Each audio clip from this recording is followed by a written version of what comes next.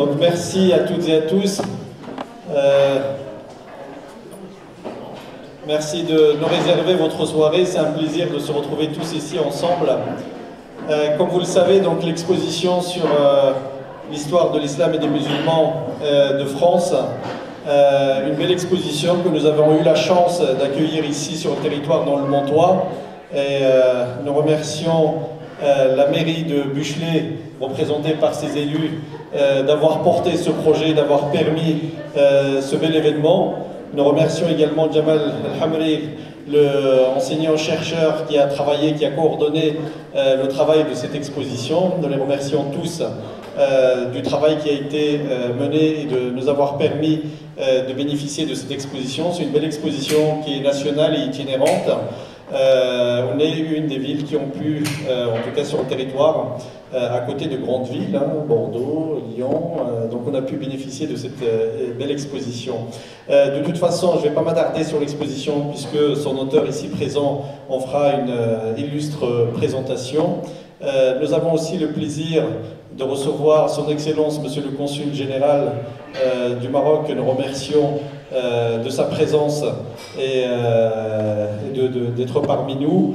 Nous reconnaissons dans la salle aussi un certain nombre de responsables et d'élus qui nous viennent même de loin, du 27, de Chanteloup. Merci de votre venue et des représentants de la communauté d'agglomération. Donc en tout cas, des responsables associatifs. Merci à chacune et à chacun en vos noms et en vos qualités respectives. En tout cas, l'association Culture et Éducation est ravie d'organiser cet événement en partenariat avec l'association Sur le chemin des savoirs, avec la municipalité de Buchelet, la Fondation de l'Islam de France. Son président Ghaleb Bencheikh tenait à s'excuser parce qu'ils ont eu un événement qui a été programmé auquel ils ne pouvaient pas déroger. En tout cas, il salue l'audience et il a été parmi nous au Festival des Arts Sacrés, donc il y a quelques semaines à la salle Jacques Brel. Son intervention nous a marqué, mais nous aurons le plaisir de le revoir sur d'autres événements, assez prochainement d'ailleurs. Donc voilà, donc l'association, très brièvement, vous avez une petite brochure qui vous a été remise à l'entrée, œuvre essentiellement sur le champ culturel. J'ai parlé d'un certain nombre d'actions, le Festival des Arts Sacrés, l'exposition ici même. Nous avons un salon du livre au mois de mai avec 25 auteurs qui seront là autour de l'interculturalité. Nous avons eu le Printemps des poètes il y a 2 semaines, et j'en profite pour saluer et remercier son maire qui est avec nous, Jamal Nedjar. Merci Monsieur le maire de votre présence et merci de soutenir certaines de nos actions parce que le Printemps des poètes est fait en partenariat avec la ville de Limay. Donc voilà, je ne vais pas vous faire tout le catalogue, en tout cas vous l'avez compris, on essaie de faire des petites choses sur l'ensemble du bassin. Et je donne la parole aux élus de Buchelet, que nous remercions encore, à la fois pour leur accueil et toute l'énergie qui a été mise pour nous permettre cette exposition. Madame la directrice de la culture de Buchelet, que je n'ai pas nommée, et qui a travaillé dans l'ombre, et que nous remercions vivement pour son travail. Elle a été d'un soutien voilà, pendant tout le long de la préparation. Merci à toutes et à tous.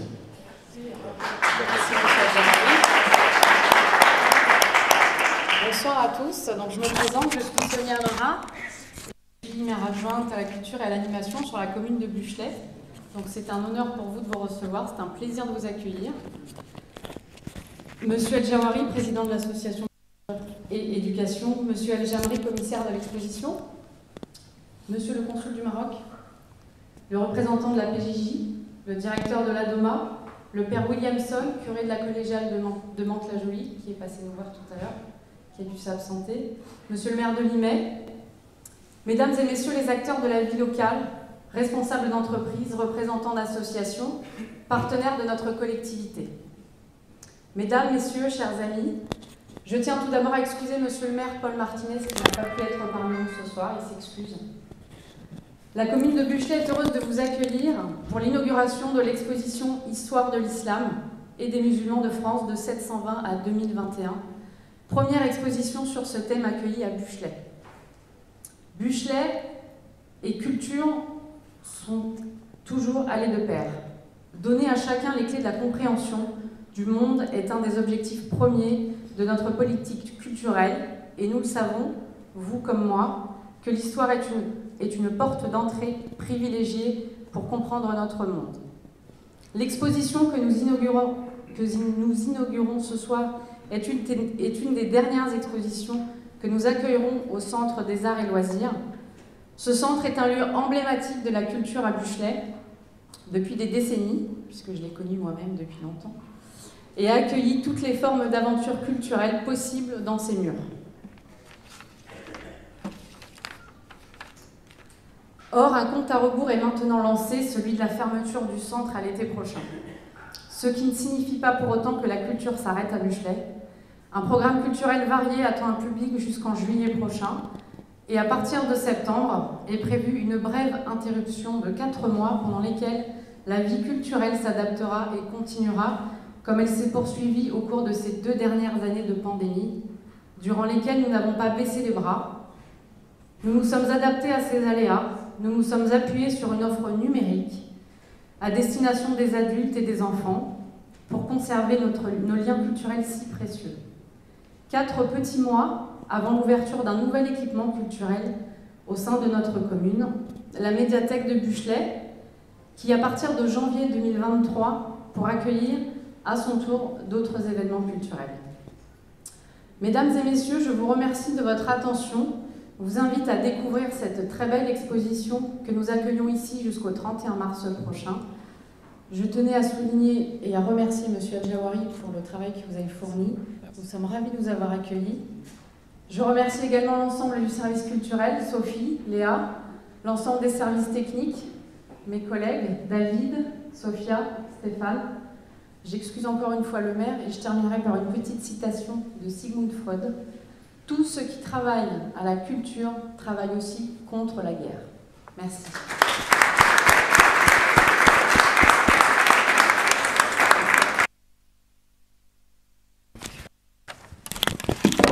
Donc, merci à toutes et à tous et vraiment un remerciement appuyé pour ces élus. Donc Sophia n'a pas ménagé ses efforts et elle a toujours souhaité justement de mener un certain nombre d'activités, de thématiques, et nous la remercions justement pour sa persévérance et son dynamisme. Madame Amara, Monsieur David et le premier adjoint bien sûr, sans oublier le maire qui est qui est vraiment dans cet état d'esprit, dans cette dynamique et qui pour des raisons personnelles malheureusement n'a pas pu être parmi nous. Ça a été dit tout à l'heure, nous saluons et nous remercions les autorités religieuses présentes également. Donc le père Williamson, le curé de la collégiale de Mantes-la-Jolie, était obligé de partir parce qu'il a des offices à tenir. L'imam Ben Faïda ici présent avec nous, que nous remercions. Je vois dans la salle Karim, le vice-président de la mosquée de Limay, que nous remercions de sa présence. Donc nous remercions les uns et les autres. J'ai oublié tout à l'heure, mais ce n'était pas un oubli, mais j'attendais l'arrivée. Donc on a des élus de Mantes-la-Ville ici présents, M. Zaïta et M. Bernard Kosoko, que nous remercions de leur présence également.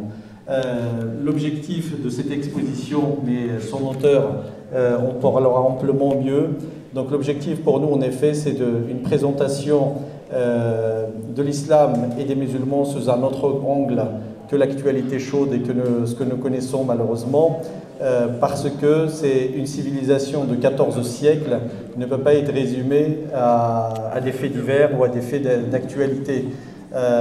L'islam n'est pas juste un corpus de pratiques religieuses, mais c'est une civilisation dans tous les sens du terme et comme toutes les autres civilisations a traversé d'innombrables situations géopolitiques et autres, et elle a contribué à ce que l'humanité aujourd'hui a contribué aussi positivement dans un tas de domaines, dans les sciences, dans la littérature, dans un certain nombre d'avancées.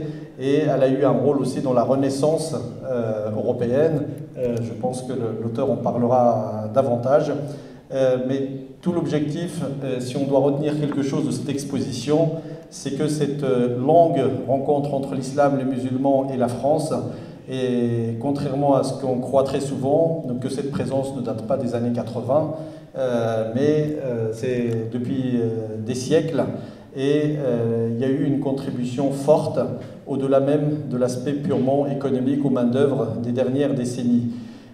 Donc sans tarder, je donne la parole à Jamal Al-Hamri qui présentera l'exposition. Peut-être que Monsieur le maire voulait dire un mot.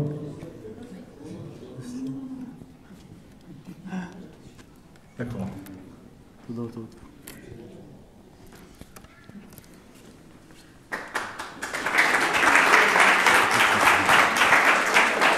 le mets là, c'est ça ?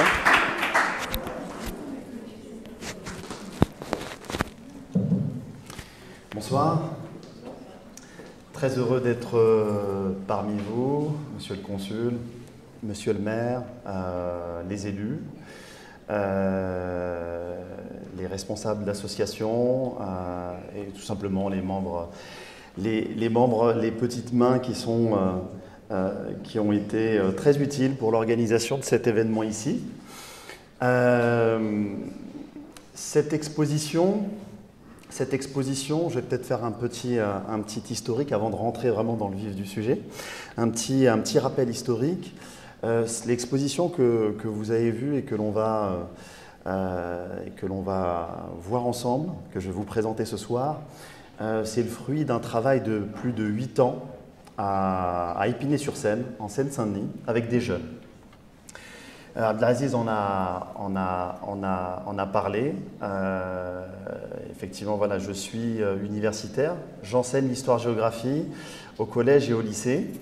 Et après 2015, et l'année dramatique, ce qui s'est passé dans notre pays en 2015, j'ai senti le besoin de faire un travail de fond sur la question de l'histoire, des mémoires au pluriel, et de la citoyenneté.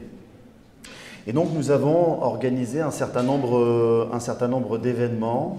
On a été à plusieurs reprises à Verdun, donc on a emmené avec un joli bus plus d'une 50aine de jeunes à Verdun le 11 novembre. Et on s'est rendu compte à plusieurs reprises que le 11 novembre n'intéressait pas grand monde. Et pourtant nos jeunes sont venus. Et je me souviens des propos d'une petite jeune que nous avions amenée qui s'appelait Wissem et qui, à l'issue de cette commémoration, on avait commémoré l'ensemble des soldats morts pour la France, musulmans, chrétiens ou apparentés, ou encore israélites. Et à la fin de cette journée, ces jeunes nous ont dit deux choses. Cette petite Wissem nous a dit deux choses. Elle nous a dit « c'est ça la France ». Et elle a dit « nous sommes la France ». Et au-delà de l'émotion, c'est surtout le fait qu'on s'est dit, là, on a peut-être touché quelque chose. On transmet les valeurs, on enseigne les valeurs et les principes de la République, les symboles de la République. Par contre, se sentir français, là, on est dans le registre de l'émotion, on est dans le registre de l'affect. Et il y a besoin, en tout cas, de créer en fait les conditions de cette émotion. Et les deux voyages à Verdun ont créé ces conditions de l'émotion. Et là, on s'est dit qu'il fallait aller encore un petit peu plus loin. Donc là, on tombait 2014-2018 sur le centenaire, donc les commémorations du centenaire de la Grande Guerre. Et à partir de 2018, moi, j'ai souvent eu l'habitude dans mes conférences de citer l'ouvrage de Mohamed Harkoun, d'ailleurs qui nous a beaucoup inspiré dans son travail, paix à son âme, qui avait rédigé donc un ouvrage, qui avait dirigé un ouvrage collectif, l'islam et les musulmans en France, du Moyen-Âge à nos jours. Donc le livre, c'est une véritable encyclopédie, plus de 1200 pages. Et donc, à partir de 2018, j'en ai fait un cycle de séminaires, donc toujours à l'endroit, voilà, que je dispensais à l'endroit des jeunes, dans des lycées parisiens, et encore avec les jeunes en Seine-Saint-Denis. Et je me suis rendu compte, en dispensant ce séminaire et en citant des petites anecdotes que l'on va découvrir ce soir, que finalement ça touchait tout le monde.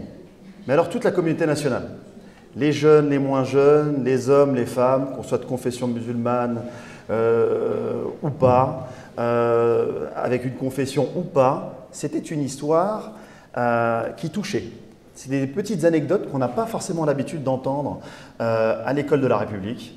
Et donc, cette exposition, elle vient aussi combler un manque, combler un espace. Et cette exposition, si l'Éducation nationale s'était emparée de ce sujet-là, parce que l'ouvrage de Mohamed Harkoun, on est en 2006, si cette histoire avait été transmise, il n'y aurait peut-être pas eu cette exposition, il n'y aurait peut-être pas eu ce livre. Mais en tout cas, en voyant, en observant, en faisant le constat qu'il y avait là un espace de transmission d'une histoire, non pas l'histoire des musulmans, j'insiste bien là-dessus, ce n'est pas une histoire théologique.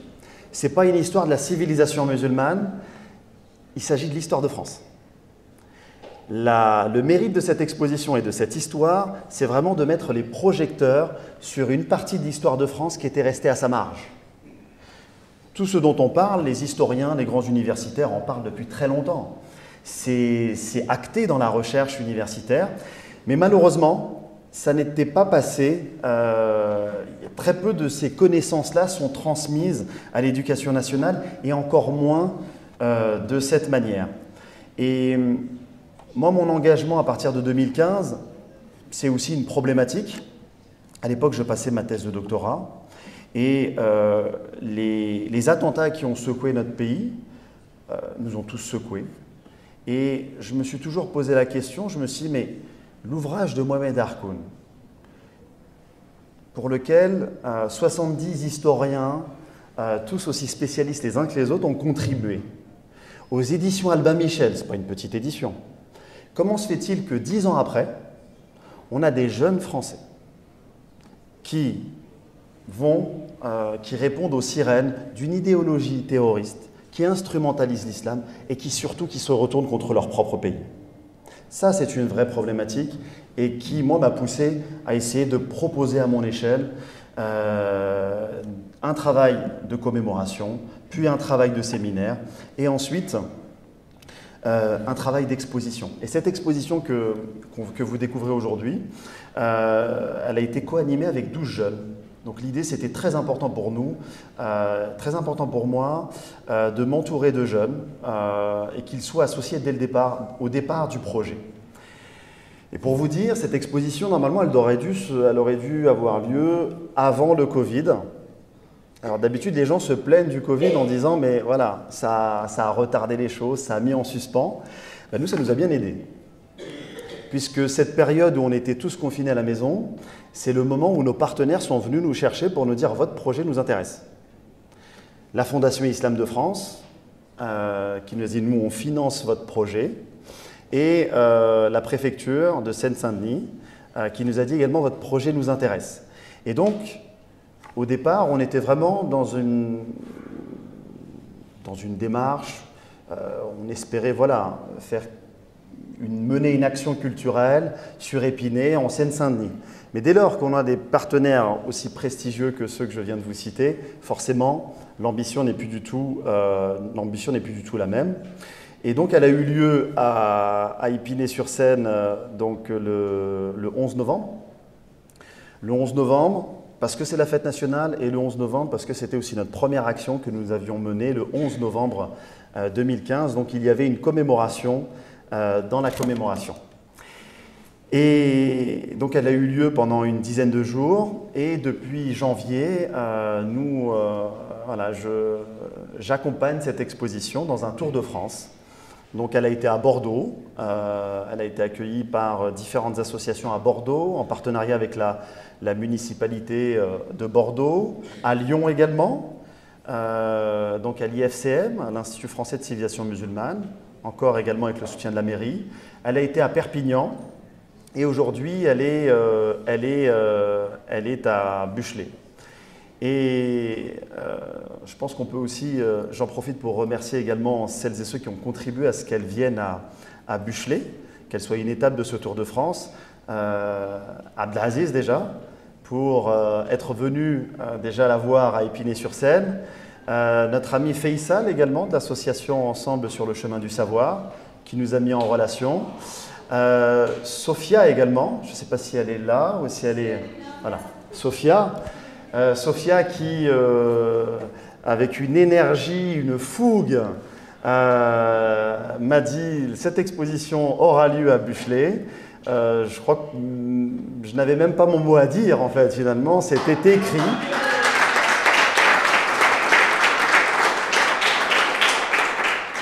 Et je crois que ça fait aussi plaisir au commissaire d'exposition que je suis, d'avoir aussi des élus, des responsables d'associations qui valorisent le travail que l'on fait et qui nous accueillent de manière très chaleureuse. Donc, merci en tout cas à vous de votre présence à cette inauguration. Elle a commencé mardi, elle se terminera jeudi. Elle continuera également son tour de France, mais il est prévu qu'on fasse déjà une première pause ramadanesque et peut-être à partir de septembre de manière différente. En tout cas, l'exposition, on a eu énormément de retours. Et cette exposition, elle a déjà été visitée par un peu plus de 1500 jeunes. Et ça, on est très heureux et très fiers que autant de jeunes viennent. Et là, je pense qu'il y a déjà des classes également qui sont venues, il y a d'autres classes qui vont venir. Donc voilà, j'ai travaillé 8 ans en Seine-Saint-Denis et elle se termine. Voilà, l'exposition se termine, est un peu le résultat de 8 ans de travail. Et depuis peu, je suis un habitant du Mantois. Donc je suis aussi très heureux à ce titre-là que l'exposition vienne et je vous remercie.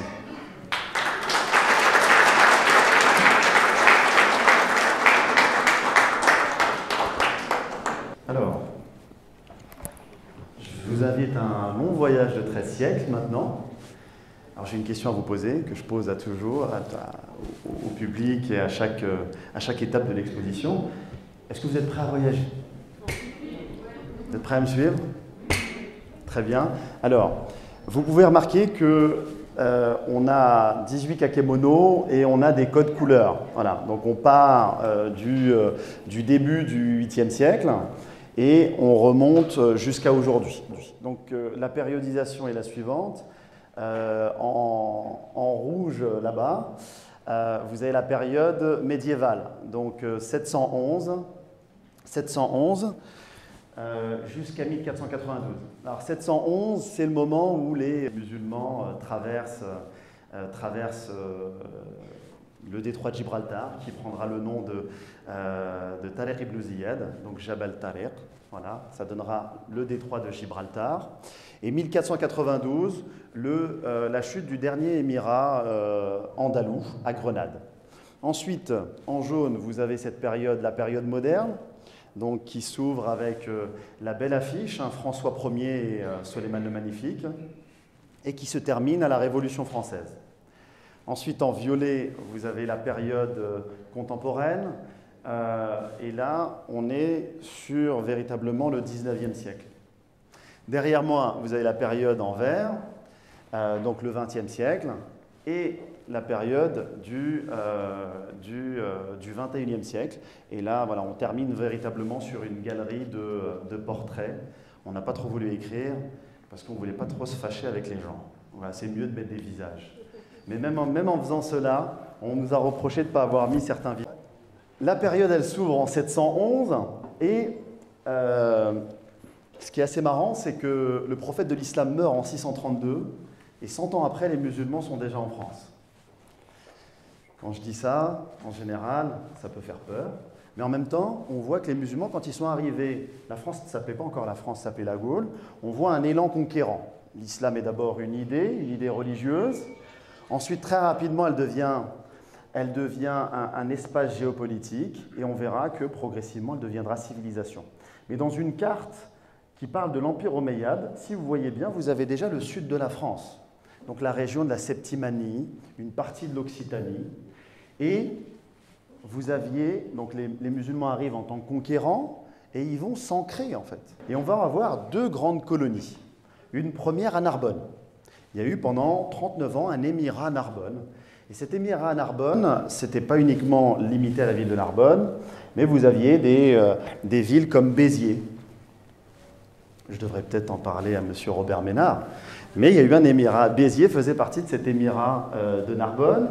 Vous aviez également des villes comme Montpellier, et ça pouvait remonter jusqu'au couloir, jusqu'à Lyon, voire même un peu plus haut, jusqu'à Sens. Donc vous avez un premier émirat musulman en Gaule. Vous en avez un deuxième également, un peu plus tard, où vous avez des musulmans qui partent d'Almeria et qui vont se retrouver du côté du Fraxinet, donc en Côte d'Azur, la Côte d'Azur actuelle, donc pas très loin, donc dans des villes aujourd'hui comme Saint-Raphaël, Saint-Tropez, et des villes comme Ramatuelle. Et l'historien Lévy-Provençal considère que, suite de recherches universitaires, que Ramatuelle vient de la langue arabe Rahmatullah, qui veut dire miséricorde divine. Donc, deux émirats où là vous avez vraiment deux colonies françaises en territoire gaulois. Et ce qui va être intéressant, c'est que les musulmans, à leur insu, en venant en tant que conquérants, ils créent un appel d'air pour que les populations des Francs viennent un peu plus dans le sud. Parce que vous le savez très bien qu'ils étaient davantage dans le nord, la Belgique, l'Allemagne actuelle, le Luxembourg. Et en fait, cette venue des musulmans, le fait que les musulmans aient par exemple battu les Aquitains, ça a créé un appel d'air pour que finalement les Francs viennent. Et donc, cette venue-là va créer un peu plus d'homogénéité et va faire en sorte que les Francs vont s'étaler dans tout le territoire métropolitain. La bataille de Poitiers, on en parle beaucoup, sauf que ce n'est pas la première défaite des musulmans. La grande bataille, la bataille décisive, c'est la bataille de Poitiers en 721. Les musulmans perdent et c'est un élan véritable qui est stoppé. La bataille de Poitiers viendra après, en 732, et on se rend compte que les musulmans, à la fois en 721 et à la fois en 732, sont pas des défaites. Vraiment, la défaite de Toulouse, elle marque vraiment le pas. Par contre, la bataille de Poitiers, parce que c'était les Francs, donc on la va davantage valoriser dans notre histoire de France, mais en vérité, quand les historiens qui sont spécialistes de cette période-là, vous considèrent que c'était une petite escarmouche. Rien. Par contre, elle a été énormément valorisée sur le plan idéologique. Donc la présence des musulmans entre conquête, ancrage et échange. À ce moment-là, on ne sait pas trop ce que ça veut dire l'islam, on ne connaît pas trop les musulmans, on les appelle les Sarrasins. Mais en tout cas, voilà, on sait que c'est une puissance. Et le grand Charlemagne commence à développer des relations diplomatiques avec Haroun Rachid à Bagdad. Et dit-on, là vous le voyez en bas, dit-on, on aurait eu comme cadeau, Haroun Rachid aura envoyé comme cadeau un éléphant, comme cadeau diplomatique à Charlemagne. Et là aujourd'hui, voilà, voir des animaux, c'est assez aisé. On a les réseaux sociaux, etc., etc. On a les documentaires. À cette époque-là, voir un éléphant, c'était quelque chose d'extraordinaire. Donc l'islam, religion, islam, espace géopolitique, islam devient aussi civilisation. Là, vous pouvez le voir. Là, vous avez Médine et la Mecque, mais l'empire musulman hérite également des savoirs de l'Antiquité perse, byzantin, égyptien, grec, romain, etc., etc. Et donc, tous ces ouvrages-là, tout cet héritage philosophique, tout cet héritage scientifique, il va être traduit en langue arabe. Et donc la langue arabe devient de facto, pendant plusieurs siècles, la langue scientifique. L'une des plus grandes langues scientifiques du monde, si ce n'est la première. Aujourd'hui, si vous voulez être un chercheur reconnu, il faut publier en anglais. À cette époque-là, les publications en langue arabe, c'était une langue de transmission, une langue civilisationnelle. Et je citerai, vous avez une galerie de portraits, mais j'en citerai deux. Sur le plan de la médecine, sur le plan de la science, vous avez Ibn Sina, qu'on appelle Avicenne en France et en Europe. Et Avicenne, son ouvrage Al-Qanoun, le canon de la médecine, va être un ouvrage de référence à l'Université de Montpellier, donc c'était la plus grande université de médecine en France, donc son ouvrage va être l'ouvrage de référence que tout étudiant français devait lire quand il rentrait à l'Université de Montpellier, jusqu'au XVIIe siècle. C'est dire que pendant 6 siècles, vous avez un ouvrage qui fait office de référence. Ça, c'est en sciences. Ibn Sina était aussi un grand philosophe. On pourrait en parler des heures. Je parlerai d'Ibn Rushd, Averroès. Averroès, c'est dans ses écrits, d'ailleurs, il a eu plus d'influence dans le monde européen que dans le monde musulman. Et dans ses travaux, Ibn Rushd, il arrive en tout cas à proposer une philosophie qui crée du lien entre foi et raison, entre raison et révélation. Et il va même parler de ce qu'on dit de la double vérité, c'est-à-dire que voilà, vous avez la révélation qui vous dit que Dieu existe, mais vous pouvez également, avec la raison que Dieu vous a offert, faire le chemin de bas en haut. Et donc, quelqu'un comme Averroès, ce grand philosophe, va avoir beaucoup d'influence dans les écoles de philosophie, à Paris, la Sorbonne, ou encore à Chartres. Donc là, on a à ce moment-là, pendant plus de 2 siècles, beaucoup de traductions de l'arabe vers le latin, à la fois en sciences et à la fois en philosophie. Et cette période-là, c'est assez intéressant parce que, et c'est ce qui est plaisant d'ailleurs dans l'histoire, c'est que rien n'est tout blanc, rien n'est tout noir, il n'y a que des variétés de gris. Pendant 2 siècles, on traduit des ouvrages de la langue arabe vers le latin. Donc il y a des échanges civilisationnels extrêmement importants. Mais pendant ces 2 siècles, c'est aussi le siècle des croisades. Et vous avez 8 croisades. Donc c'est intéressant de voir qu'au moment où on se fait les guerres, au moment où on a 2 mondes géopolitiques qui s'affrontent, c'est aussi le moment où il y a énormément d'échanges civilisationnels, à la fois profonds et féconds. Bien évidemment, il fallait justifier également les croisades, et là, ça ne vous échappera pas de voir ce grand méchant musulman dont on a volontairement noirci le visage. À cette époque-là, et même encore aujourd'hui, quand on visite nos cathédrales, nos églises, on voit beaucoup d'images. Et les images, c'était déjà l'éducation populaire de cette époque-là. Et donc l'image d'un visage, un visage musulman noirci, c'était une manière de discréditer le musulman. À cette époque-là, le musulman, comme le juif d'ailleurs à cette époque-là, étaient les suppôts de Satan, étaient considérés comme les suppôts de l'Antéchrist. D'ailleurs, à mesure qu'on arrivait à l'an 1000, vous aviez toute une eschatologie chrétienne qui considérait que l'avènement même de l'islam, c'est déjà la fin des temps. Voilà. Donc, on noircit volontairement les visages, comme d'ailleurs celui de Saladin. Saladin était d'origine kurde. Et dans les toiles de peinture qui nous sont revenues, il n'a pas ce visage-là. Mais on noircit le visage, on donne des traits un petit peu plus durs au visage des musulmans. Et puis à cette époque-là, il y a quand même une distinction entre l'homme musulman et la femme musulmane. La femme musulmane était déjà soumise, et l'homme musulman était déjà quelqu'un de violent.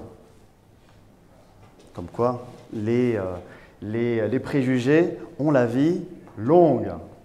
Donc ça, voilà un petit peu cette période-là. Et là, on voit pendant ces 8 siècles que l'élément religieux, il est très important. Il est très important. Mais il n'empêche pas des moments d'échange civilisationnel. Il n'empêche pas des moments également où on caricature volontairement l'autre pour mieux le dominer. Et en même temps, ça n'empêche pas également des échanges diplomatiques. Nous passons à la période numéro 2, et là vous avez notre grand François Ier et Soleiman le Magnifique. Et là, on voit que le réalisme politique prime avant tout. L'élément religieux, il est un peu plus en retrait. Là, on est capable de passer des alliances avec l'infidèle d'hier, d'un côté comme de l'autre. Je rappelle le contexte. Charles Quint, il y a une véritable rivalité entre Charles Quint et François Ier. Cette rivalité fait qu'il y aura des guerres même entre les deux, et Charles Quint va emprisonner François Ier. Et dans sa prison, François Ier décide d'envoyer une lettre à Soleiman le Magnifique pour lui demander un soutien, le début d'une alliance. Soleiman le Magnifique reçoit ce courrier et lui-même est en compétition, en rivalité avec Charles Quint, notamment au niveau de la Méditerranée, est très content d'avoir ce soutien. Donc là, on voit qu'il y a le réalisme politique qui prend le pas sur toute autre considération. Toute autre considération. Et il faut se rappeler que Charles Quint avait des vues sur la France de cette époque-là. Et que cette alliance-là, elle va neutraliser Charles Quint et elle va aussi préserver l'intégrité territoriale de la France de cette époque-là. Donc ce n'est pas une petite alliance. Et d'ailleurs, cette alliance-là, vous voyez la figure de Barberousse, le grand corsaire, Baba Harouj, les frères Barberousse, qui, dans le cadre de cette alliance-là, vont répondre à l'appel de François Ier pour prendre la ville de Nice. Nice ne faisait pas partie de la France. Et donc François Ier appelle Barberousse avec 30 000 soldats musulmans pour prendre la ville de Nice. Manque de peau, il n'y arrive pas la première année. Donc se pose la question, est-ce qu'ils repartent ou est-ce qu'ils restent? François Ier insiste et demande aux habitants de Toulon de vider la ville, parce qu'il est hors de question que des musulmans et des chrétiens cohabitent l'hiver, l'automne et l'hiver ensemble. Donc ils vident la ville, les Toulonnais ne sont pas d'accord, mais moyennant une réduction d'impôts pendant 10 ans, les Toulonnais ont dit c'est bon, ça va, on quitte la ville pendant 6 mois. Et donc vous avez 30 000 soldats musulmans qui sont restés dans la ville de Toulon pour cette expédition commune à Nice. C'est à cette époque-là également où on parle des capitulations. C'est-à-dire que dans cette alliance-là, il y a un volet donc géopolitique, vous l'avez bien compris, mais aussi il y a un volet religieux. Et l'idée d'une France protectrice des chrétiens dans le monde musulman, des chrétiens d'Orient, c'est aussi avec cette alliance-là.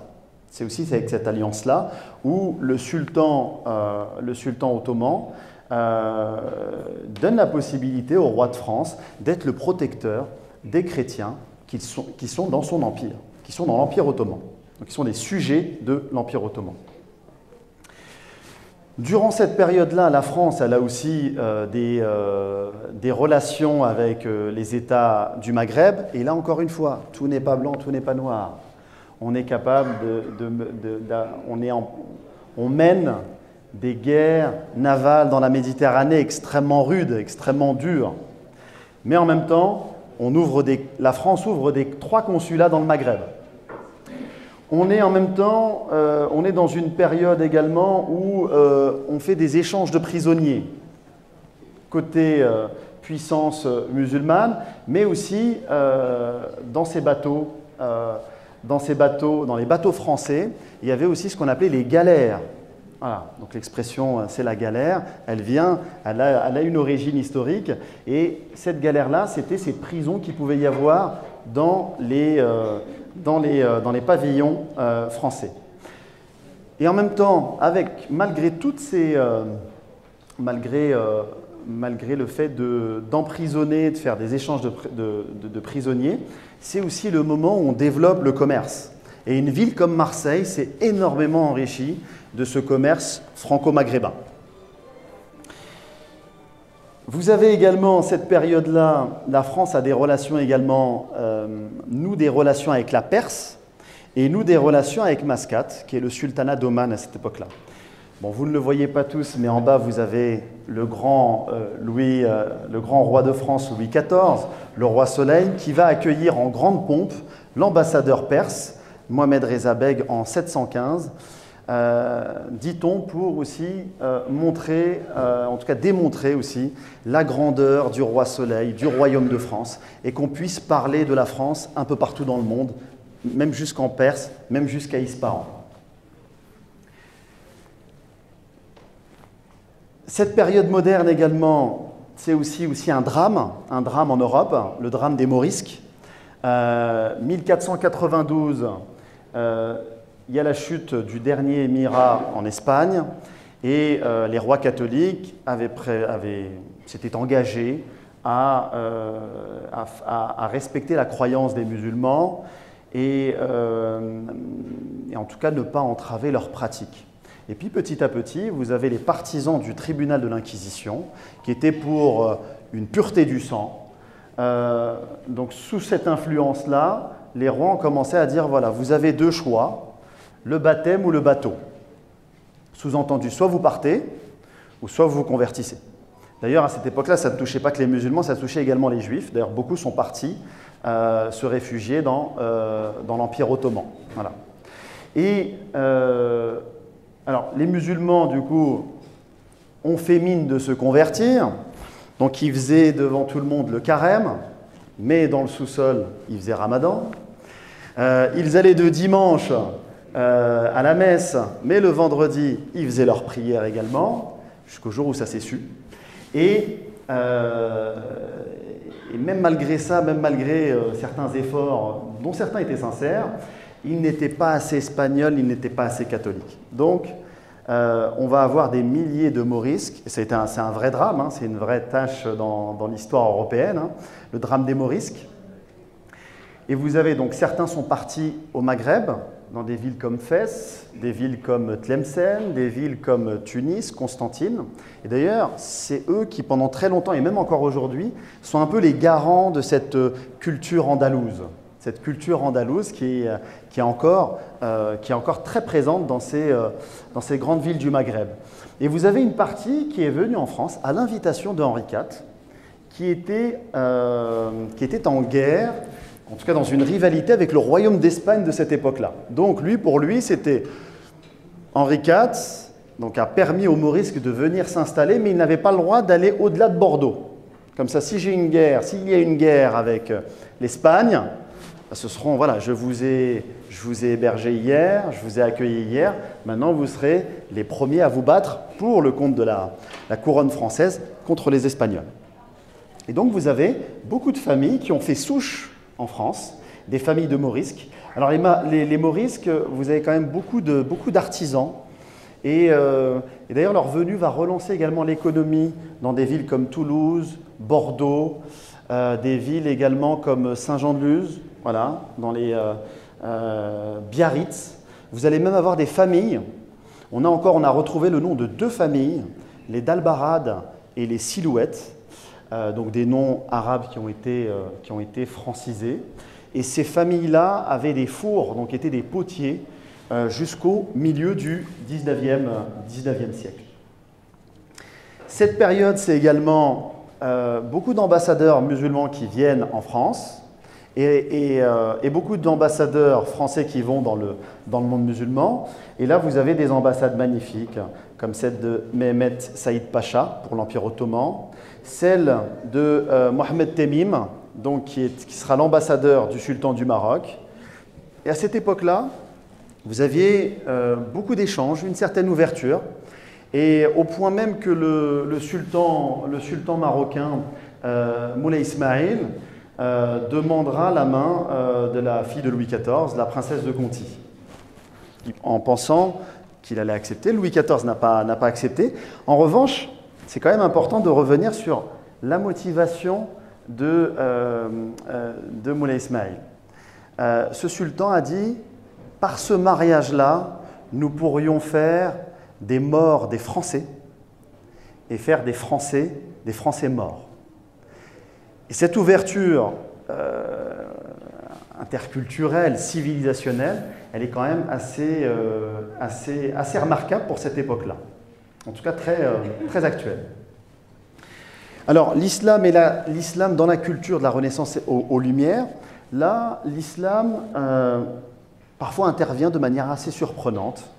XVIe siècle, vous avez ce qu'on appelle la guerre des religions entre catholiques et protestants. Vous allez dire qu'est-ce que l'islam et les musulmans font là? Mais en fait, ils vont être là, on va les convoquer et on va même les instrumentaliser. Les catholiques vont dire que Luther et le prophète de l'islam sont pareils. Donc déjà, on considérait que le prophète de l'islam, c'était un suppôt de l'antéchrist, voire parfois l'antéchrist lui-même. Donc le fait de dire que Luther, c'est comme le prophète Mohammed, finalement, c'est une manière pour les catholiques de discréditer les protestants. Mais les protestants ne sont pas en reste. Hein. Ils vont dire l'islam est une belle religion déiste, vous vous rendez compte? Ils ont un accès direct à Dieu. Sous-entendu, pas de clergé. Sous-entendu, critique des protestants à l'endroit des catholiques. Donc on invoque l'islam à ce moment-là. À ce moment-là aussi, l'islam, et peut-être l'Empire ottoman, est un modèle de civilisation. On a ce qu'on appelle les turqueries, on a l'art du livre qui est transmis par les Ottomans. Une simple fleur comme la tulipe, c'est aussi voilà, symbole de l'Empire ottoman, et par l'Empire ottoman qu'elle va venir également en France. L'islam est également aussi invoqué par les penseurs, les philosophes des Lumières, donc que ce soit Montesquieu dans les lettres persanes, que ce soit Voltaire ou encore Rousseau. On a des termes élogieux. Même un Voltaire était mal parti, mais finalement, il commence à la fin de sa vie à avoir des paroles plutôt élogieuses à l'endroit du prophète.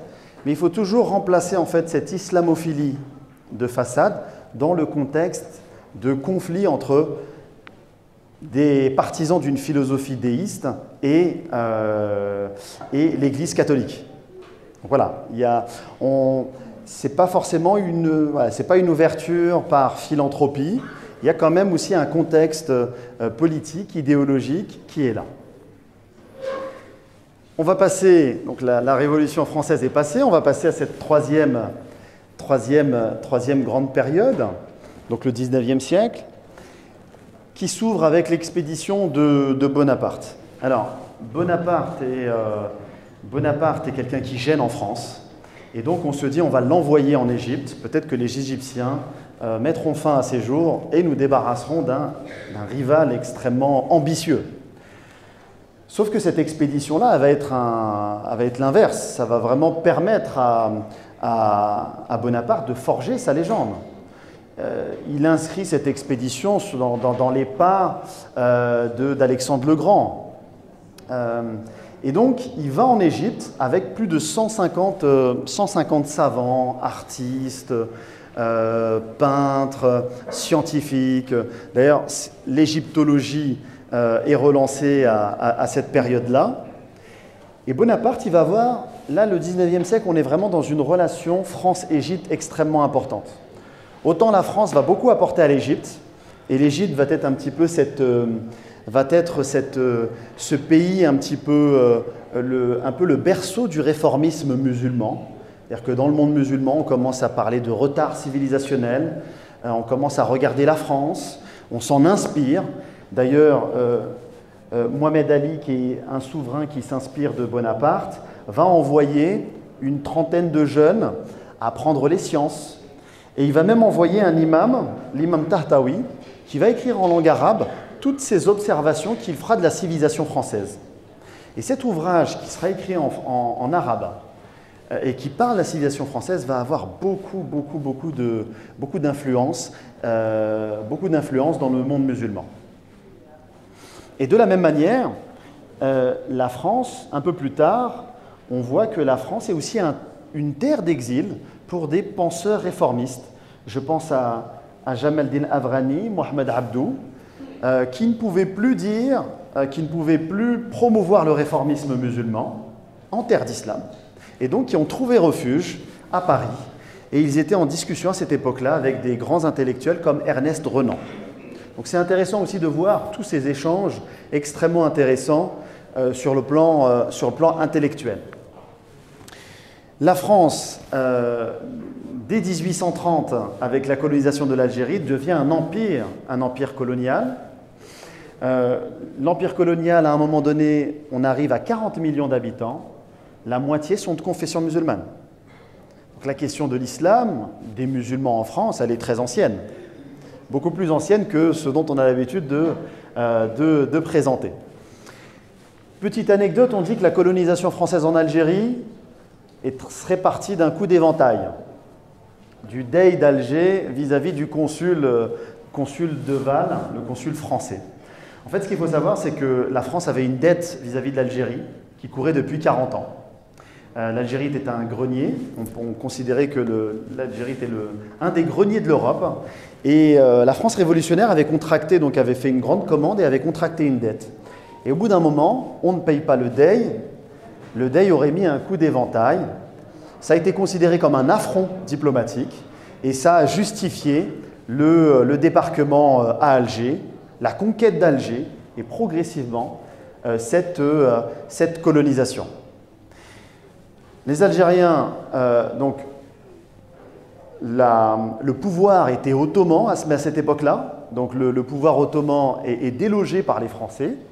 Et au niveau de la société algérienne, vous avez la résistance qui s'organise autour à la fois des tribus, mais à la fois des confréries religieuses, les confréries soufis. Et vous avez deux personnages qui émergent à ce moment-là, c'est l'émir Abdelkader à l'ouest et Ahmed Bey du côté de l'est algérien, du côté de Constantine. Voilà. La colonisation va se poursuivre et paradoxalement, la Troisième République, c'est le régime qui colonise le plus. On a la conférence de Berlin où les puissances européennes se partagent l'Afrique comme on pourrait, vous et nous, se partager un gâteau. Voilà. Donc on est vraiment dans une période de colonisation, notamment de l'Afrique. C'est le temps de l'orientalisme. Alors vous avez différents types d'orientalisme. Un orientalisme plutôt scientifique, donc avec des très belles traductions d'ouvrages comme celui d'Ibn Khaldoun, mais vous pouvez également avoir une certaine entreprise scientifique déshumanisante. Et je citerai le grand intellectuel de cette époque, Ernest Renan, qui disait « La race sémitique ne se reconnaît presque exclusivement qu'à des caractères négatifs. Elle n'a ni mythologie, ni épopée, ni science, ni philosophie, ni fiction, ni art plastique, ni vie civile. » Encore une fois, on est dans des propos très durs et en même temps on traduit des œuvres majeures de la civilisation musulmane. Vous avez l'orientalisme littéraire avec Lamartine, Chateaubriand, Pierre Loti. L'orientalisme des peintres, vous avez Eugène Delacroix qui peint son chef-d'œuvre « Les femmes d'Alger dans leur appartement ». Et là, vous avez tout un imaginaire également très orientaliste dont on est les héritiers encore aujourd'hui. L'Empire colonial. Alors l'Empire colonial, il y a des guerres. Là aujourd'hui, on parle beaucoup de l'Ukraine, on parle beaucoup de la Crimée. Bah, figurez-vous que l'une des premières guerres où on a sollicité les soldats musulmans de l'Empire colonial, c'est par rapport à cette guerre de Crimée au milieu du 19e siècle. Et donc il y a des régiments qui sont créés, les spahis, les zouaves. Et ces soldats musulmans, comme tous les soldats, il y en a qui meurent. Donc s'ils meurent, il faut les enterrer. Donc se pose tout de suite la question, sur le plan juridique, comment on enterre un musulman, comment on le lave, quel linceul on lui met, dans quelle direction on oriente la tombe. Et donc, vous avez l'armée française qui est très ouverte sur ces questions-là. Très ouverte sur ces questions-là. Là, j'entends l'appel à la prière. À cette époque-là, ça ne posait aucun problème, par exemple. Ça ne posait aucun problème. Pourquoi? Parce que ces soldats payaient l'impôt du sang. Donc, pour l'institution militaire française, il était tout à fait normal de mettre les soldats musulmans dans les meilleures conditions, de leur témoigner du respect et de faire en sorte que la question religieuse, on trouve de manière pratique des solutions. Et donc, on commence à avoir des imams, des prières collectives, le ramadan est fait, des revues sont éditées en langue arabe, etc., etc. Et dans cette période-là, donc vous avez ces soldats, donc vous avez ces premiers carrés musulmans qui vont qu'on va créer dans le sud de la France. On commence à avoir des espaces cultuels également, notamment avec une mosquée dans le cimetière du Père-Lachaise, qui n'existe plus mais qui a existé à cette époque-là. Et vous avez également au XIXe siècle des personnalités hors du commun comme l'émir Abdelkader et son passage au château d'Amboise. Son passage au château d'Amboise où il va rester 5 ans. Quand il est quand il décide d'arrêter sa guerre avec la France, dans ces conditions de reddition, il avait demandé à la France de pouvoir quitter la politique et aller à Damas, rejoindre son maître spirituel, Cheikh Ibn Arabi, donc grand mystique andalou qui est enterré à Damas. Et sauf qu'en arrivant au port de Marseille, la France n'a pas respecté sa promesse. Et donc, il passe de Toulon, Pau et au château d'Amboise. Donc, il est emprisonné en résidence surveillée à Amboise pendant 5 ans. Et comme disent les grands maîtres spirituels au sein de l'islam, notamment de cette culture soufie, il est mort, il a fait l'expérience de la petite mort avant la grande mort. Et la petite mort, c'est la mort de l'ego. Et donc pendant 5 ans, il va très mal le vivre. Là, vous avez encore même des Algériens qui sont enterrés au château d'Amboise. Et en fait, il va faire de cette expérience très douloureuse une occasion supplémentaire d'aller vers l'autre. Et donc, il va accueillir énormément de dignitaires religieux, catholiques, protestants. Il va même être en débat avec des loges maçonniques également, très présentes en France à ce moment-là. Et la légende de l'émir Abdelkader commence à ce moment-là. Et quand il va aller à Damas, la France finit par honorer sa promesse en 1852. Il est à Damas en 1860. Vous avez des rixes très, très durs à Damas entre musulmans et chrétiens. Et l'émir Abdelkader, avec ce qu'on appelait son groupe d'Algériens, vont défendre les chrétiens. Et là, ça a suscité l'admiration dans le monde. Le tsar de Russie, le président américain, on lui envoie des cadeaux. Et là, la légende de l'émir Abdelkader, voilà.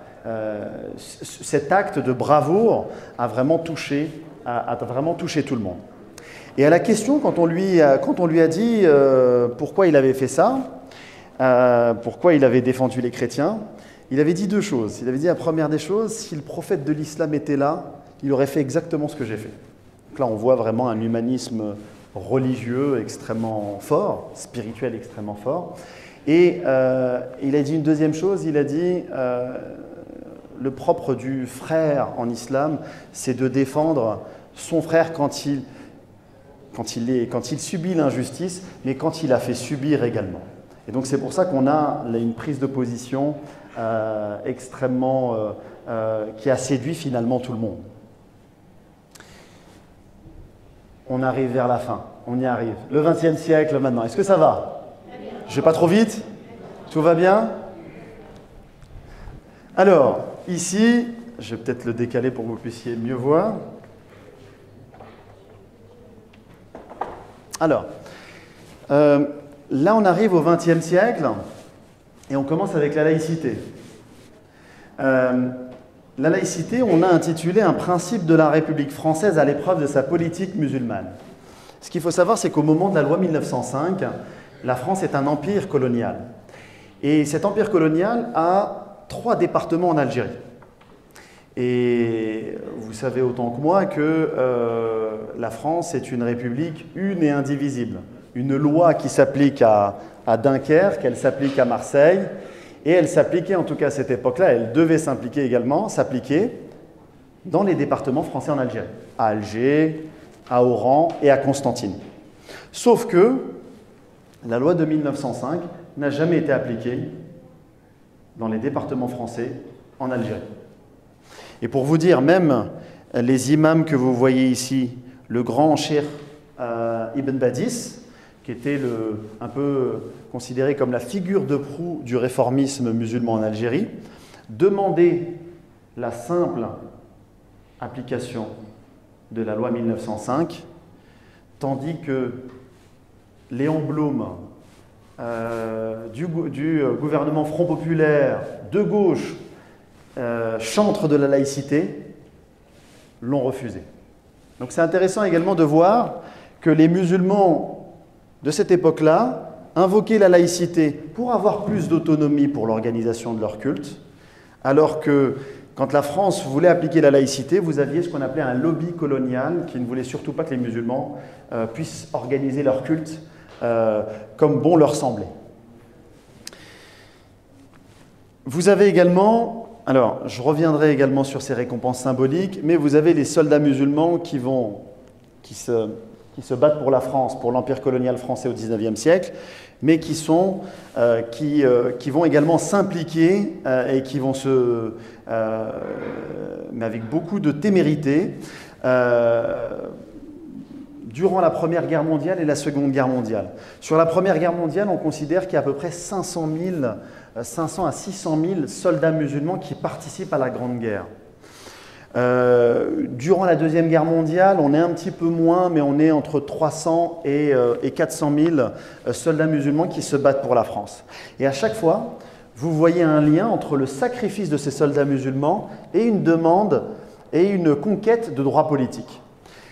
Quand la Première Guerre mondiale est terminée, les droits des musulmans indigènes en Algérie, leur situation s'est améliorée. Pourquoi ? Parce que leur sacrifice a touché l'opinion publique française, a touché les élites françaises.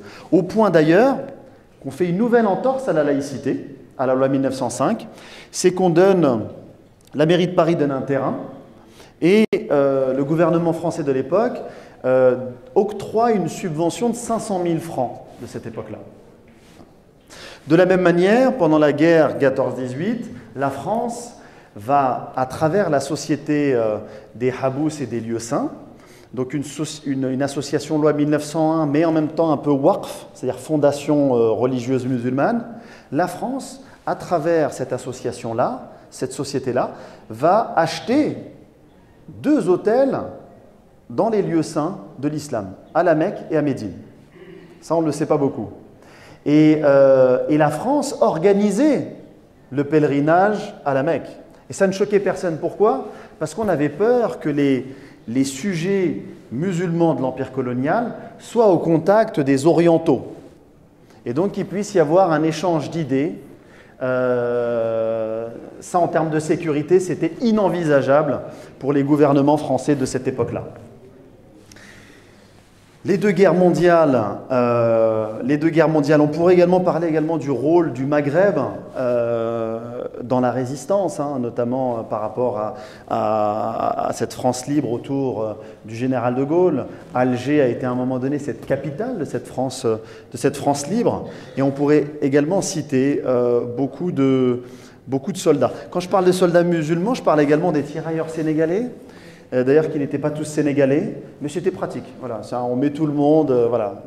Vous êtes noir, vous êtes sénégalais. Voilà, c'était le raisonnement de cette époque-là. Alors, du sacrifice aux conquêtes politiques, la Seconde Guerre mondiale se termine. Nous sommes à Sétif, nous sommes à Guelma le 8 mai 1945. Les populations sortent, manifestent leur joie par rapport à la fin de la guerre, la fin de la Seconde Guerre mondiale.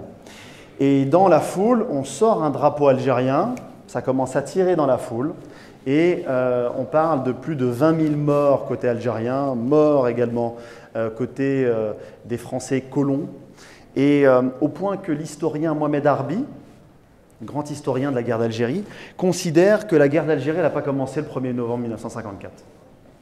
En vérité, elle a commencé le 8 mai 1945, et là vous avez toute une génération qui ont la vingtaine, qui ont fait la guerre, et qui voit ce qui se passe dans le monde. Après 1945, on est dans un mouvement de décolonisation extrêmement important. Contexte de guerre froide, les États-Unis, l'URSS sont contre la colonisation. Donc le contexte géopolitique est favorable pour l'indépendance des pays. Sauf que la France a plus de facilité à octroyer l'indépendance au Mali, au Sénégal, au Maroc et à la Tunisie. Par contre, elle a beaucoup plus de mal à octroyer l'indépendance à l'Algérie. Et donc, vous allez avoir cette guerre qui va durer pendant plusieurs années et qui va venir, qui va aussi se dérouler dans le territoire métropolitain, à l'endroit des Algériens, le 17 octobre 1961, où, alors que c'était une manifestation pacifique, vous avez entre 200 et 300 Algériens qui ne rentreront pas chez eux. Certains ont été noyés, certains ont été torturés puis tués. Et à l'époque, le préfet de police de Paris, c'était Maurice Papon. Maurice Papon qu'on a jugé dans les années 90, mais pas pour ce crime-là. Entre Algériens, ce n'était pas non plus tout rose. On verra qu'à Paris, vous aviez ce qu'on appelle le FLN qui montait et le MNA autour de Messali Hadj, qui avait la légitimité. C'est-à-dire la légitimité politique, c'était Messali Hadj qui l'avait, parce que lui, l'étoile nord-africaine, c'est depuis 1926. Sauf que le FLN, c'est une nouvelle génération, plus jeune, plus dynamique et qui sont prêts à passer aux armes, alors que Messali Hadj cherchait à temporiser. Et donc, à Paris, vous allez avoir, dans la région parisienne, des cafés FLN et des cafés MNA. Et donc, il va y avoir une guerre fratricide. Et en fait, l'objectif de ces guerres-là, c'est pour être désignée comme l'organisation seule et unique, légitime, pour collecter l'impôt révolutionnaire et pour représenter les intérêts des Algériens auprès de la France, auprès de l'ONU. Voilà. La guerre d'Algérie, c'est aussi le sort des harkis, le sort des rapatriés. Et comme j'ai souvent l'habitude de le dire, jusqu'en 1997-99, au moment du gouvernement de Jospin, on considérait que on n'appelait pas la guerre d'Algérie, mais les événements d'Algérie. Et donc on commence à faire un travail de mémoire intéressant sur ce sujet-là, mais nous n'avons toujours pas digéré cette guerre d'Algérie. Et même les harkis, on peut peut-être un petit mot sur le sort des harkis. Ils quittent leur pays, ils se retrouvent en France, et ils s'attendaient à davantage de reconnaissance de la part de la France. Mais comme vous le voyez ici, ils vont être parqués dans des camps. Ils vont être parqués dans des camps, et d'ailleurs, les enfants vont faire des manifestations qui vont faire beaucoup de bruit. Et vous avez beaucoup des enfants de harkis qui vont être à l'origine de la marche pour l'égalité contre le racisme, qu'on a malheureusement appelée la marche des beurs. Donc vous voyez qu'il y a un lien entre la guerre d'Algérie, ses conséquences, la gestion des mémoires douloureuses et en même temps ce besoin de dignité de la part de ces jeunes franco-maghrébins. Là, vous avez également la chaîne de montage. Ça a été pris donc à l'usine Renault de Flins, pas très loin, en 1975. Beaucoup de pays, de colonies musulmanes qui ont appartenu à la France deviennent indépendantes. La France vit ses 30 glorieuses et a besoin de main-d'œuvre. Donc une main-d'œuvre immigrée, dont beaucoup sont de confession musulmane, vont venir s'installer. Quand ils viennent s'installer, ce ne sont pas les premiers qui arrivent. Vous avez, et ça on n'en parle pas beaucoup, mais vous avez une présence musulmane très intellectuelle, notamment autour de René Guénon, de ses disciples, des gens comme Michel Valsan, Chuon, des islamologues comme Eva de Vitré-Meirovitch, Michel Chodkiewicz, des gens comme Mohamed Hamidullah, des gens comme Malek Benabi ou encore comme Najmuddin Bamat. Donc, on tord le cou à cette idée que ce sont les papas, les Chibani qui sont venus les premiers. Il y avait des musulmans qui étaient là, et vous aviez une présence intellectuelle qui aujourd'hui nous rendrait un petit peu jaloux. Quand vous voyez un petit peu la production intellectuelle de ces personnes-là, on serait très heureux de les avoir parmi nous aujourd'hui. Donc, les musulmans sont présents, et pendant très longtemps, on a parlé de ce qu'on appelle un peu l'islam des caves. Ces personnes-là, à partir de 1974, et l'arrêt de l'immigration et le rapatriement, le regroupement familial, les musulmans s'installent. Et donc se posent deux questions extrêmement pratico-pratiques. Nous sommes là avec nos familles, où est-ce qu'on prie? Donc il y a besoin de salles. On habite dans des quartiers populaires, et ben on demande aux premiers bailleurs que l'on voit. Donc les premiers projets de mosquées ont commencé dans des petites salles, très confidentielles, parfois des caves. C'est aussi une réalité. Et en même temps, le souci des parents, c'était que les jeunes n'oublient pas d'où ils viennent, n'oublient pas leurs origines. Donc, à travers la langue arabe, il y a à la fois cet héritage culturel, mais aussi, la langue arabe est aussi une porte d'entrée pour comprendre sa religion. Et donc, vous avez les premières salles de prière, les premières mosquées qui vont avoir. Et d'ailleurs, ici, à Mantes-la-Jolie, après la grande mosquée de Paris, c'est une des premières mosquées de France, hein, donc dans les années 80. Donc vous êtes quand même dans un territoire avant-gardiste. On a également les premiers instituts qui vont dispenser l'enseignement de la langue arabe. Déjà dans les années 70, surtout dans les années 80. Dans les années 80, 83, c'est une année intéressante. 83, c'est le tournant de la rigueur de François Ier, qui renie un peu ses engagements qu'il avait pris en 81. Donc crise économique, la montée du Front National qui fait plus de 15% dans certaines villes comme Dreux. C'est également les grandes manifestations que vous voyez ici. Ici, des ouvriers immigrés musulmans qui font partie qui revendiquent leurs droits. Très souvent, on présente les papas comme des gens très lisses qui rasaient les murs. Alors, pas du tout. L'histoire dit exactement le contraire. Et vous avez, pour les plus jeunes, donc leurs enfants, la marche pour l'égalité et contre le racisme. Donc, dans les années 80, en plus, en 81, on a autorisé les étrangers à fonder des associations loi 1901. Donc, on commence à avoir des projets de mosquées, des projets d'associations socioculturelles, etc., etc. Certains déçus de la marche, notamment en 83-84, les premiers marcheurs ont considéré que le Parti socialiste avait fait un peu une OPA sur ce mouvement social. D'ailleurs, les marcheurs ont été reçus par François Mitterrand, ont été reçus à l'Élysée par François Mitterrand, et ils ont permis à tous les étrangers d'avoir la carte de séjour de 10 ans. Donc, ce qui montre que voilà, ils sont partis à une quinzaine de Marseille. À Paris, ils étaient 100 000. Ils ont été reçus par Mitterrand et ils ont obtenu une carte de séjour de 10 ans dont nos parents ont bénéficié. Certains, voyant la récupération notamment de SOS Racisme, une façon de folkloriser un petit peu l'engagement de ces jeunes franco-maghrébins, ont été extrêmement déçus de cette récupération, notamment de la gauche, se sont éloignés. Et vous avez, notamment dans la région lyonnaise, des gens autour de Yamin Makri, Abdelaziz Chambi, les éditions Tawhid, qui vont commencer à forger un discours d'articulation entre islamité et citoyenneté. C'est-à-dire qu'on ne devait plus, aujourd'hui, en tout cas à cette époque-là, on ne devait plus faire un choix entre islamité ou francité. Il fallait tout vivre à la fois. Et donc on est dans un discours extrêmement précurseur dans les années 80.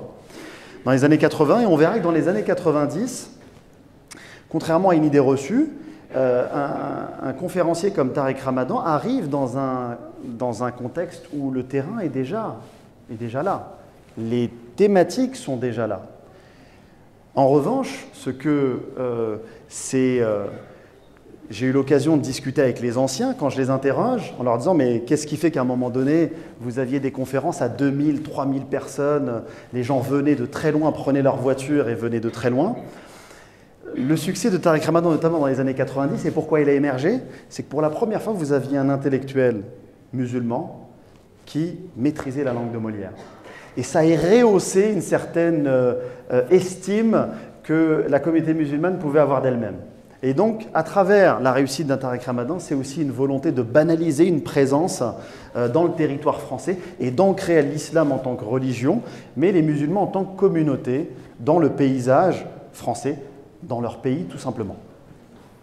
Alors, dans les années 90, c'est les années où on institutionnalise l'islam de France. 1989, il y a eu l'affaire du voile. Les années 90, on commence à vouloir organiser le culte musulman. Et donc, vous avez des grands ministres comme Pierre Joxe et Jean-Pierre Chevènement qui vont essayer d'inviter toutes les sensibilités d'islam, à la fois religieuses mais surtout ethniques à cette époque-là, donc pour les réunir. Et on commence à avoir des réflexions qui vont mener au CFCM, à la création du CFCM avec Nicolas Sarkozy en 2003. Les années 90, C'est aussi voilà, un petit moment où on a oublié tous nos problèmes sociaux et on a vibré face aux 2 buts de Zidane et on a pensé que le temps d'une soirée d'un 12 juillet 98 et d'un slogan Black Blamber, ça allait mettre de côté plusieurs décennies de problèmes à la fois sur le plan social, économique et sur le plan de la citoyenneté. Donc les années 2000 se terminent ainsi. Malheureusement, 4 ans plus tard, en 2002, vous avez Jean-Marie Le Pen qui passe au second tour. Et là, c'est une claque pour l'ensemble de notre société. Là, nous passons enfin, le voyage est presque terminé. Après, vous pourrez souffler. On passe au XXIe siècle, et là, vous remarquerez que nous parlons de contributions citoyennes de personnalités de culture musulmane. Comme je vous l'ai dit en introduction, c'est une exposition historique. Les personnes que nous avons mis ici, c'est des personnes qui ont grandi en France, dans une culture musulmane, qui en ont parlé à un moment donné dans une interview. Mais on n'a pas mis de confession musulmane. Pour nous, c'était important de séparer les deux, parce que cette exposition n'a pas vocation à voir le degré de pratique des uns et des autres. Ça ne nous intéresse pas. Par contre, que ces gens-là qui aujourd'hui font l'histoire de France, qui font l'honneur de la France, aient grandi dans une culture musulmane et qu'ils contribuent au quotidien, chacun dans leur domaine, pour nous, c'était quelque chose d'important. Et en même temps, pour moi, c'était très difficile d'écrire. C'était plus facile d'écrire parce qu'ils sont tous morts, mais là, il y en a beaucoup qui sont encore vivants.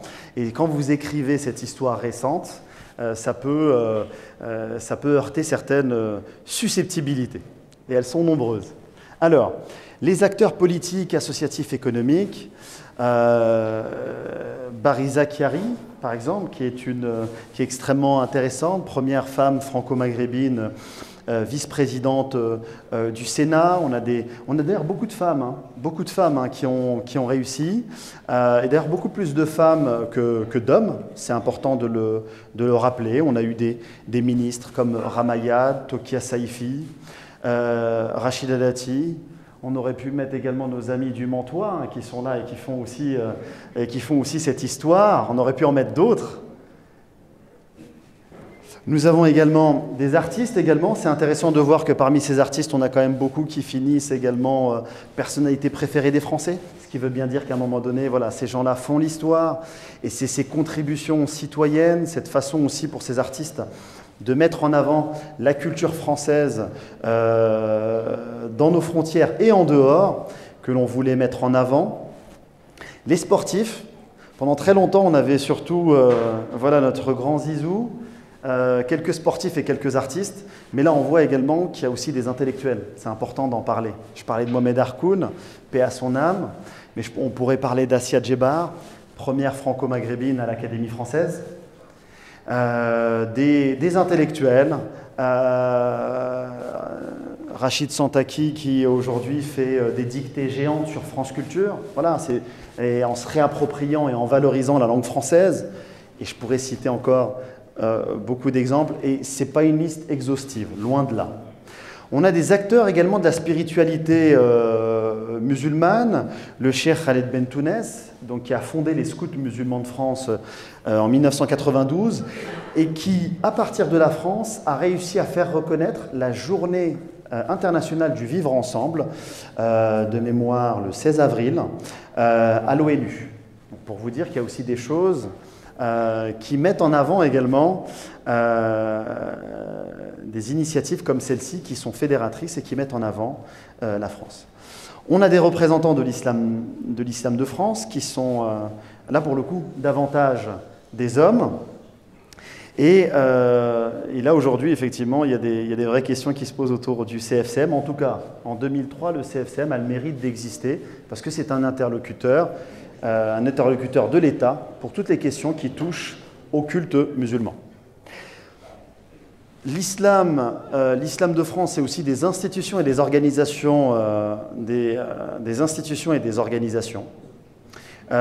structures éducatives. Je parlais des scouts musulmans de France, Dans l'enseignement privé musulman, par exemple le collège Averroès, qui en 2013 avait fini premier établissement avec le meilleur taux de réussite, donc, alors qu'il avait à peine 10 ans.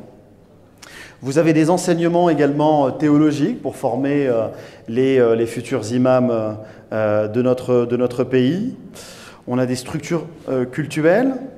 On a des associations qui œuvrent pour l'interreligieux, notamment le groupe d'amitié islamo-chrétienne, qui a plus de 25 ans, qui existe encore aujourd'hui, et qui organise chaque année la semaine de l'amitié islamo-chrétienne. Vous avez aussi beaucoup d'acteurs économiques, parce qu'il y a aussi... c'était important de mettre en avant les entrepreneurs, ceux qui créent de la richesse, et pas uniquement dans le marché du halal ou dans le marché du pèlerinage à la Mecque.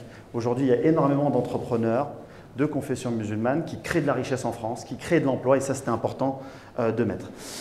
Un petit mot, parce que sinon, dans le Mantois, ça serait quand même faire injure à nos amis d'Eva de Vitré, mais le groupe scolaire Eva de Vitré, que on a voulu valoriser et qui fait un travail remarquable, et qui aujourd'hui est un établissement qui sert également d'exemple pour des écoles privées musulmanes. C'est important de le rappeler. Et enfin, des structures intellectuelles, le campus Lumière d'Islam de la Fondation Islam de France, les cahiers d'Islam, je fais partie de l'AFPI, donc je vais en parler également. Donc vous avez quand même l'émergence de structures intellectuelles depuis quelques années qui posent des vraies questions d'ordre philosophique, d'ordre théologique, notamment autour de l'islam aujourd'hui, autour de la présence des musulmans dans une société française, société sécularisée. Ça pose un certain nombre de questions, et ces structures les prennent en charge. Des structures culturelles, la FIF, l'Institut du monde arabe, l'IFCM, le monde de l'édition, des associations sociales et humanitaires.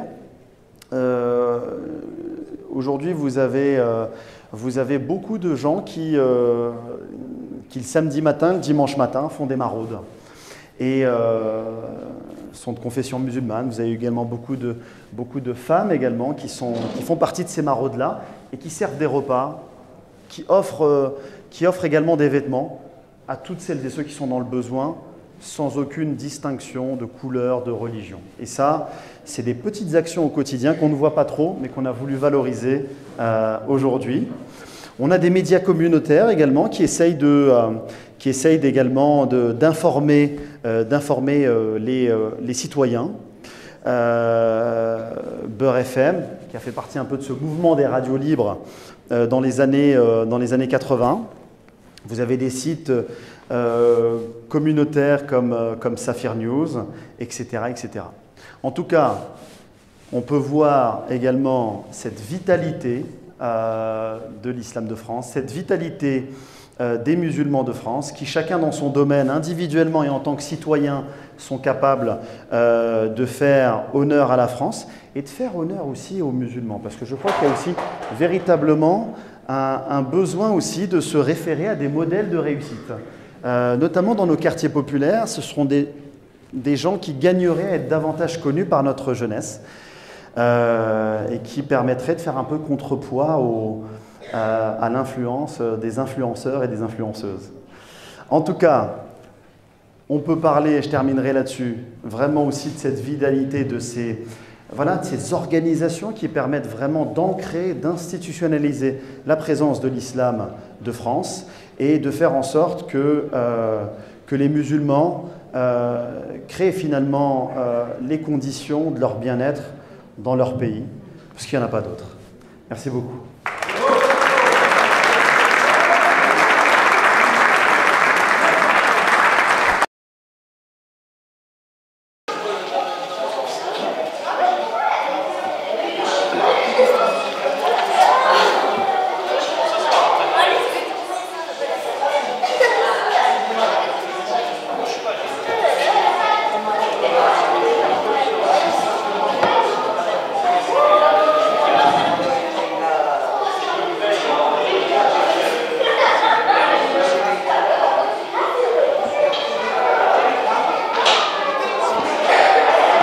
fait, j'ai été très agréablement surprise par l'association, par l'exposition, parce qu'en fait, elle aborde un sujet qui est assez sensible dans notre pays, l'islam, et ça permet surtout de montrer que l'islam fait partie de la civilisation, que c'est une religion qui fait partie depuis très longtemps en fait, c'est une religion civilisationnelle, comme on nous l'a dit, et ça nous montre un petit peu toute l'évolution de l'islam à travers les temps. Et moi j'ai appris pas mal de choses aujourd'hui, notamment pas mal d'érudits qu'on connaît au niveau local et européen, qu'on fait partie de l'histoire de l'islam.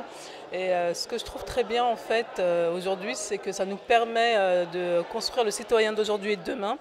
Et comme on dit toujours, pour savoir où on va, il faut savoir d'où on vient. D'abord, moi je tiens à féliciter naturellement le commissaire de l'exposition, mon cher ami Jamel El-Amri, qui a porté cette exposition avec des étudiants qui l'ont accompagné, et puis la présentation qu'il nous en a faite. Et on voit à quel point est-ce que l'islam, la civilisation islamique, au-delà même de la foi, eh bien la civilisation islamique, dans ses différentes composantes sociales, culturelles, coranique, eh bien, elle a imprégné et irrigué les sociétés dans lesquelles finalement elle est arrivée et les sociétés dans lesquelles elle s'est installée. Alors, des fois, elle s'est installée avec plus ou moins de bonheur, mais on voit à quel point est-ce que son apport a été riche dans les sciences, a été riche dans les langues, a été riche dans la culture, et on voit à quel point est-ce que la civilisation islamique est une grande civilisation qui a permis non pas de substituer, non pas d'effacer d'autres cultures ou d'autres grandes civilisations, mais de venir très probablement s'additionner et ajouter la qualité de ces différences à d'autres civilisations existantes. Et c'est ainsi qu'on doit vivre l'islam, c'est ainsi qu'on doit vivre la société, c'est ainsi qu'on doit faire nation, c'est-à-dire avec la reconnaissance des différences des uns et des autres. Voilà. Et les différences, toujours regardées comme une plus-value, considérées comme une qualité et jamais comme une menace, jamais comme une atteinte à l'intégrité de la culture, mais bien comme un enrichissement culturel. Et c'est cela le regard que nous devons poser sur la civilisation islamique, mais également sur la civilisation judéo-chrétienne. Donc j'ai été ravie d'accueillir l'association et l'exposition de Jamel El-Amri, qui a été très enrichissante pour chacun d'entre nous, de confession musulmane ou non, très bien construite, et on a pu évoquer l'histoire de l'islam dans son intégralité, de 720 à aujourd'hui, 2021-2022. Ça a été très instructif pour ma part et je pense pour l'ensemble des personnes qui étaient présentes, que je remercie également. Et encore merci à Abdelaziz El-Jawari de nous avoir fait vivre cette exposition. J'ai fait partie des personnes qui ont été ravies d'accueillir l'exposition L'Islam de France, donc une exposition qui nous a été présentée par Jamel El-Amri, avec l'association Culture et Éducation dont le président est Abdelaziz El-Jawari. Quand Abdelaziz m'a parlé de ce projet-là, pour moi ça me paraissait une évidence que ce projet se fasse sur notre commune de Buchelet.